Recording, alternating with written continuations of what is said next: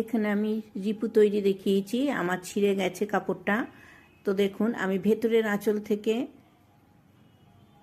কিছুটা কেটে নিচ্ছি, সেখান থেকে আমি সরু করে সুতো তুলে নেব, আর সুতো তুলে সেই সুতো এক পাট করেই আমি সেলাই করব। আমি একটা করে সুতো তুলে তুলে সেলাই করব রান সেলাই। রান সেলাইটা হবে উল্টো দিক থেকে, এবং শাড়ির একটা করে সুতো ওপরে, একটা করে সুতো নিচে থাকবে। এইভাবে আমি পুরোটা সেলাই করে নেব।